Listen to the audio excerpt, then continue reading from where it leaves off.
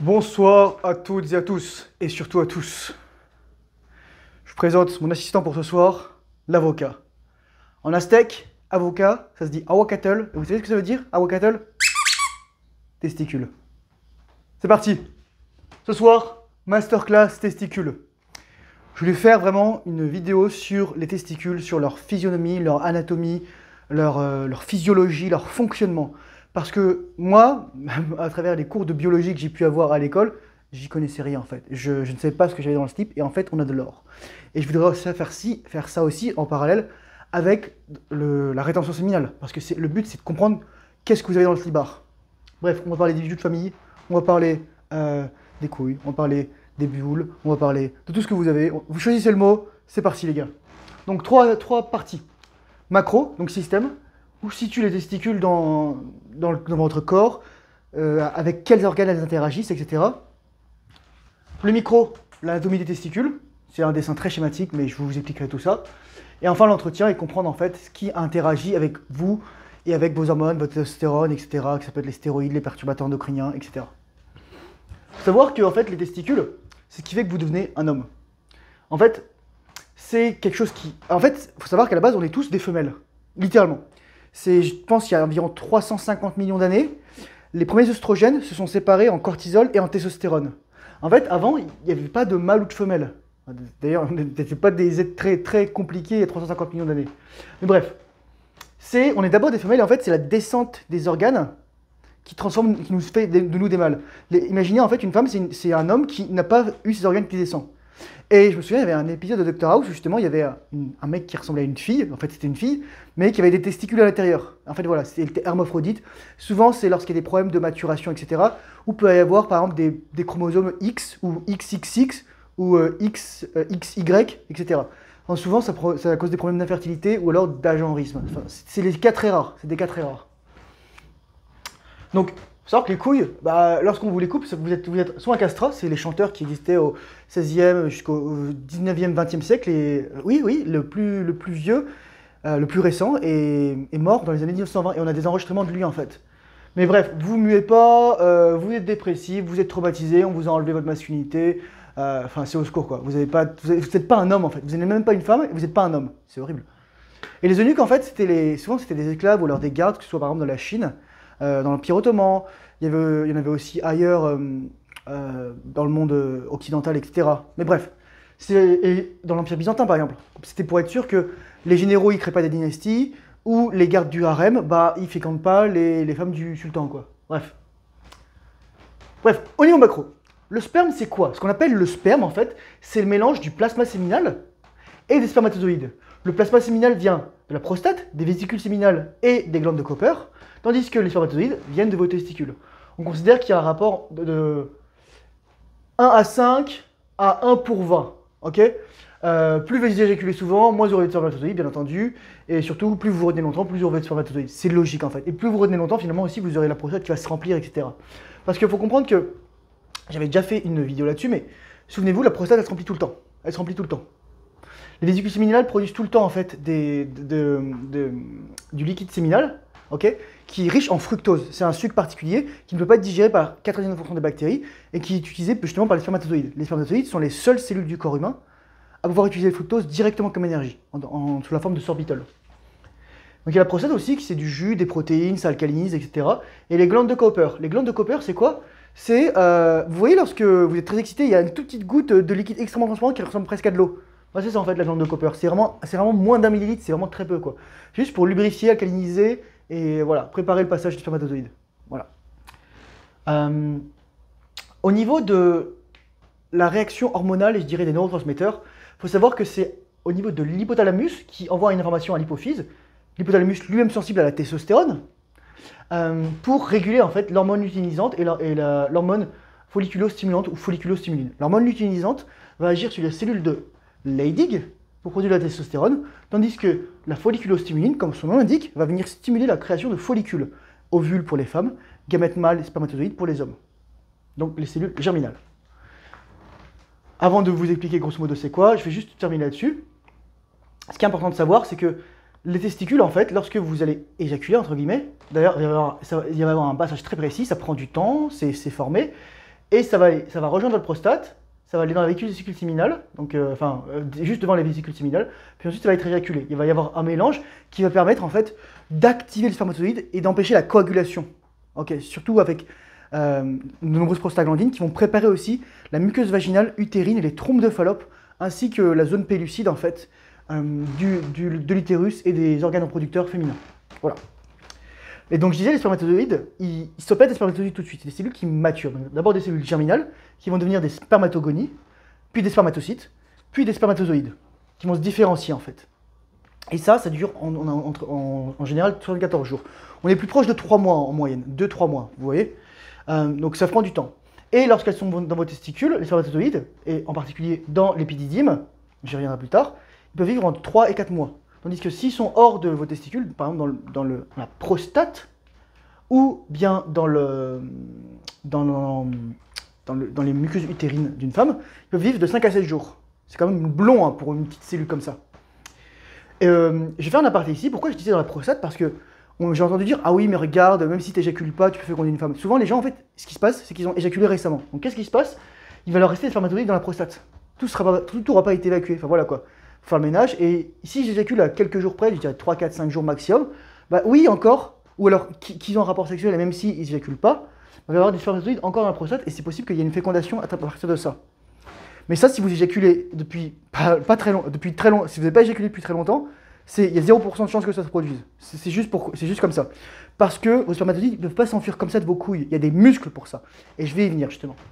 Donc c'est ça au niveau macro. Donc il y a vraiment une régulation. Et il y a beaucoup d'hormones qui sont en jeu. Et là, on va aller au niveau micro. Au niveau micro, donc au niveau de l'organe. Donc les testicules, ce qu'il faut savoir, c'est que, je l'ai indiqué ici, elles se mettent à produire des spermatozoïdes, et surtout de la testostérone aussi, qu'à partir de 33-35 degrés Celsius. Et donc, plus on les refroidit, et ça a déjà été des études scientifiques qui ont été faites pour ça, plus elles ont la capacité à produire de spermatozoïdes et de testostérone en fait. Littéralement, pour réduire la fertilité de certaines personnes, on va leur coller des plaques de glace sur les burnes. Et ouais. Donc, je vais vous expliquer qu'est-ce qui se passe lorsque... voilà, comment ça... Ça s'active à la puberté en fait, pour les hommes. Ok? Les femmes, c'est différent. Elles ont une réserve de follicules qu'elles vont se mettre à évacuer entre 1 et 2 millions, on considère, mais qui vont être sélectionnés et qui vont être pas tous utilisés en fait. C'est vraiment une réserve. C'est totalement voilà, c'est la roulette russe, mais dans le bon sens. Enfin, sauf si vous avez une maladie génitale ou congénitale. Mais grosso modo, c'est ça. Il faut savoir que les testicules, elles viennent en fait, elles ressemblent énormément à un autre organe qui s'appelle les reins. Parce qu'elles viennent du mésonéphron. Néphron, qui est colique néphrétique, ou alors épinéphrine, ça veut dire en fait les reins. Parce qu'en fait, qu'est-ce qui se passe? Il y a des lobules. Voilà, c'est ça, ça commence là. Il y a des lobules, et dans ces lobules, il y a des tubes séminifères. Vous avez 200 à 300 lobules par testicule, et dans ces lobules, il y a 1 à 4 tubes séminifères. Donc en moyenne, on a entre 500 et 600 tubes séminifères. Ces tubes séminifères, ils sont d'abord contorsionnés, puis ensuite ils sont droits, et ensuite ils rejoignent ce qu'on appelle ici retetestis, le filet des testicules, le réseau ou le filet. Ret, ça donnait, red en espagnol, c'est le réseau, donc c'est ça, c'est le filet. Donc c'est ça. Et en fait, dans ces lobules, il y a 2 types de cellules. Il y a les cellules germinales, qui littéralement créent des spermatozoïdes, qui se divisent pour une partie en spermatozoïdes, et l'autre, en fait, elle va rediviser en cellules germinales pour créer de nouveaux spermatozoïdes jusqu'à votre mort. Et ce processus, je disais, il dure entre 2 et 3 mois. Mais c'est pas ici que tous les spermatozoïdes sont stockés, en tout cas. Il y a une partie qui va maturer ici, ça va prendre du temps, etc. Et surtout, il y a les cellules de Sertoli qui nourrissent les spermatozoïdes, qui recyclent le cytoplasme de transformation des spermatozoïdes, qui aussi recyclent les spermatozoïdes morts, et en fait, qui permettent justement d'équilibrer tout ça, et qui sont influencés par la testostérone, okay, comme les cellules germinales. Et entre ces lobules, qu'est-ce qu'on a? Ou entre les tubes séminifères, en tout cas, on a des cellules de la Leydig. Les cellules de Leydig, je vous ai dit, c'est les cellules qui s'occupent de la stéroïdogénèse, de la genèse des stéroïdes. C'est elles qui produisent de la testostérone. Entre 85 et 95% de votre testostérone est produit par vos testicules. Le reste est produit par vos glandes surrénales au-dessus de vos reins, en fait. Mais bref, vous mieux d'avoir des couilles, en fait. C'est pratique. Donc, ça, c'est la base. Ensuite, donc, ça mature, tout ça, c'est tranquille. Ça, c'est récupéré dans le rététestis. C'est comme un déversoir. Et ensuite, il y a l'épididyme, qui est à peu près jusqu'ici, on va dire. Et en fait, cet épididyme, c'est très particulier, parce que c'est comme un intestin, en fait. Il y a beaucoup de cellules musculaires autour. C'est pour ça qu'en fait, je parle des couilles bleues ici. Lorsqu'on a les couilles bleues, c'est pas les couilles, si vous regardez bien, si vous sentez bien, si vous palpez vos testicules, c'est pas vos couilles qui ont mal. C'est cette partie-là en fait. Vous allez voir, c'est tout filandreux, c'est très particulier. C'est parce que ça, il y a plein de contractions, et dit, ah bah alors, nous on est prêt à envoyer les spermatozoïdes là, pourquoi t'éjacules pas là, c'est parti là. Et non, c'est ça en fait les couilles bleues. Donc ce qu'il faut, c'est masser, glacer, faire de la position inversée, respirer pour faire circuler l'énergie, enlever la tension. C'est comme vous avez une crampe des testicules en fait. Donc, il y a 3 phases dans cet épididyme, donc ce qu'on appelle la queue, la tête, ici, et le corps, voilà, très simplement. Ça casse pas trop pattes un canard. Et en fait, il faut en moyenne 7 à 10 jours, peut-être parfois jusqu'à 20 jours, pour que les spermatozoïdes, ils voyagent de là à là, ils maturent en fait, encore une fois. Là, ils vont maturer. Au début, ils ne sont pas fécondants, ils ne sont pas mobiles, ils ne peuvent pas s'auto-réparer.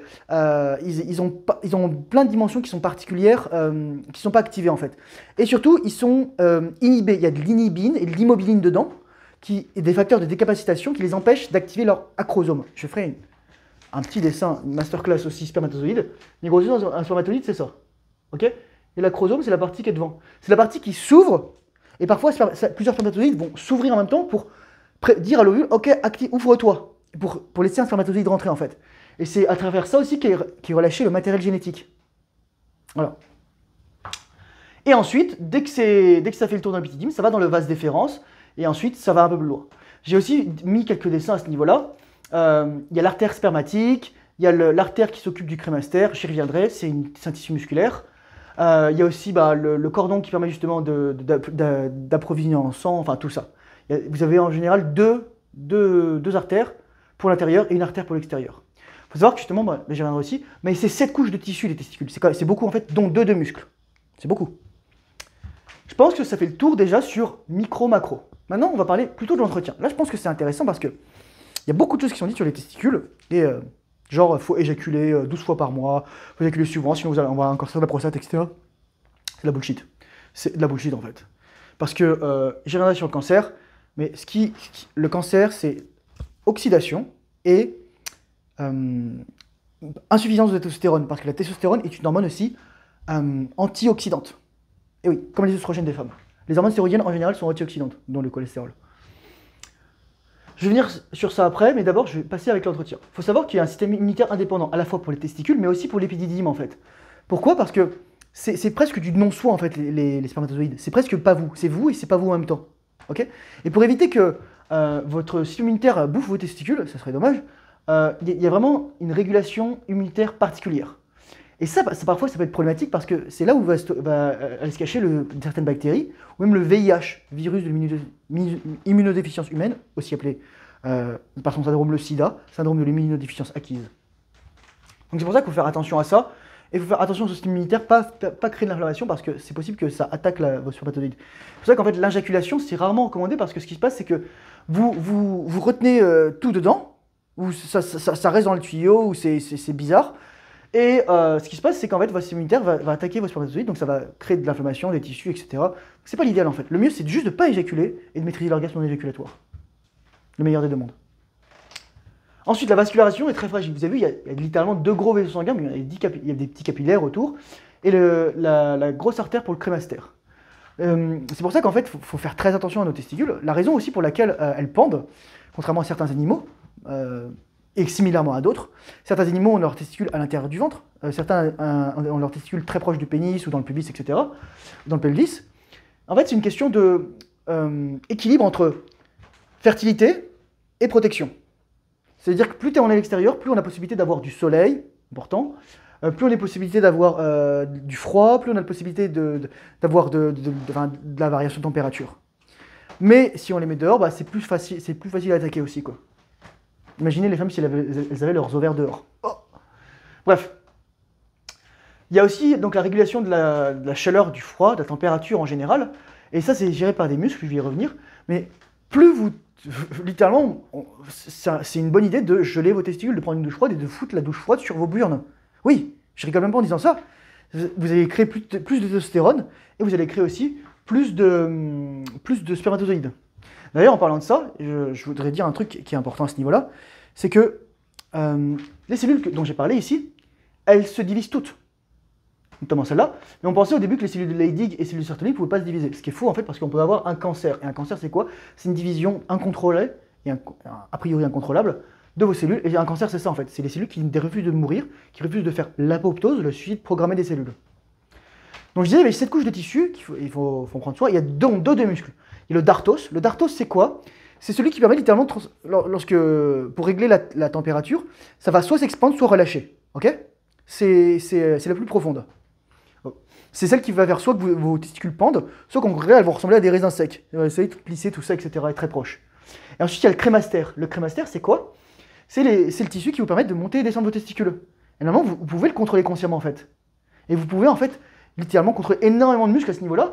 Que ce soit, par exemple, ici, le muscle bulbo-coccygien, PC, le muscle bulbo-urétral, ou je sais qu'il y a deux noms, bulbo-caverneux et bulbo-coccygien, en fait. Donc c'est ça. Vous en avez un qui est en bas en dessous, et vous le sentez, en fait. Si vous vous musclez, vous le sentez, surtout lorsque vous avez une érection, vous sentez qu'il est irrigué, qui va juste à la base de votre anus, en fait. Ok? Et celui du haut, c'est celui qui permet de lever le pénis, en fait. Souvent, les gens, en fait, ils vont s'inciser ça, va faire une opération pour avoir leur pénis plus long. Faites juste des étirements, les gars. Le pénis, c'est un muscle, on peut y avoir d'hypertrophie. Tout est dit. Le soleil, les gars. Pourquoi on a les organes génitaux plus sombres, que ce soit les hommes ou les femmes? C'est pour une question, en fait, d'ensoleillement. On est censé aussi... On n'est pas fait pour être tout le temps habillé et tout le temps à l'intérieur. On est fait pour être au soleil et s'épanouir, etc. Je pense que la raison pour laquelle on a tellement de maladies de santé mentale, dépression, inflammatoire, obésité, c'est parce qu'on on passe pas tant au soleil, 2, on bouge pas, et 3, on est tout le temps habillé en plus. Et on met de la crème solaire qui... Pour certaines, en fait, sont pas bonnes parce qu'il y a des composés chimiques dedans, et en plus parce qu'elles vous empêchent d'absorber les UV qui permettent de faire la vitamine D, qui est produite à partir aussi de cholestérol. Bref. Et enfin, c'est une partie érogène, les testicules. Oui, vous pouvez les stimuler. Me demandez comment je sais ça, mais je l'ai lu en tout cas, à défaut de l'avoir expérimenté, peut-être. Non, c'est vraiment ça. Toute la partie, en fait, c'est d'ailleurs, si vous passez en dessous de vos testicules, vous sentez qu'en fait, la base de votre pénis et vos testicules, et en fait, il y a comme une fermeture éclair qui va jusqu'à votre anus. C'est l'endroit où c'est refermé, où c'est plié, en fait. Vous voyez ce que je veux dire? Et toute cette partie-là, en fait, il y a un courant énergétique qui passe à travers là, et une zone de sensibilité. Et cette ligne, qu'on appelle la linea negra, on peut la voir chez les femmes lorsqu'elles sont enceintes, et qu'on voit, en fait, cette ligne ressort, en fait, lorsque le ventre de la mère est gonflé. Voilà. Donc, demandez, il faut quand même être doux, il faut que la personne, elle ne s'amuse pas à jouer les maracas avec ça, parce que sinon ça vous a l'air un petit peu mal. Et je voudrais faire un point dernier sur le cancer. Donc le cancer, j'avais dit justement, c'est une division incontrôlée des cellules. On dit souvent, ah mais si tu pratiques trop la rétention séminale, si tu vas à la prostate, tu auras un cancer de la prostate. Quelqu'un qui avait dit ça dans les commentaires récemment. Mais en fait, le cancer, et je mettrai des sources dedans, j'avais déjà fait des vidéos là-dessus, je les mettrai en lien. Il faut savoir que le cancer, c'est dû en fait à un manque d'antioxydants et un excès d'inflammation. En fait, vos cellules pètent un câble. Léo Grasset avait fait une vidéo dessus, il avait expliqué que le cancer, c'est les cellules qui veulent retourner à l'état unicellulaire. Parce qu'en fait, toutes les cellules, elles travaillent de concert. Il y a des cellules musculaires, il y a des cellules nerveuses, il y a des cellules de la peau, il y a des cellules qui servent à plein de choses, des cellules immunitaires. Enfin, voilà, vous avez plein de types de cellules qui fonctionnent ensemble. Et en fait, le cancer, c'est lorsque vos cellules pètent un câble et qu'elles ne veulent plus travailler avec vous, parce que vous les avez rendues folles. Et les causes du cancer, c'est quoi? C'est malbouffe. Et quand je veux dire malbouffe, ça veut dire, si vous voulez bien manger et pas avoir de cancer, vous faites 1 à 2 repas par jour. Vous mangez de la viande, du poisson, des œufs, un peu de produits laitiers fermentés éventuellement, des fruits de saison locaux en fonction de vos gènes et de vos origines. Et voilà quoi, vous faites une diète cétogène et vous mangez 1 à 2 fois par jour et vous n'aurez jamais de cancer de votre vie. Sauf si vous faites un séjour à Tchernobyl. Et là, je peux rien pour vous. Mais grosso modo, c'est ça, c'est le stress oxydatif qui cause le cancer. Les autres éléments à prendre en compte, ça peut être les perturbateurs endocriniens, le plastique, les toxines.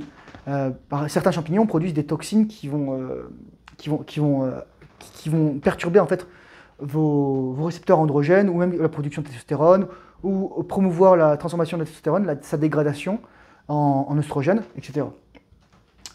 Et les stéroïdes. Bah oui, parce que les stéroïdes, en fait, ce qui se passe, c'est un feedback, je vous ai dit là.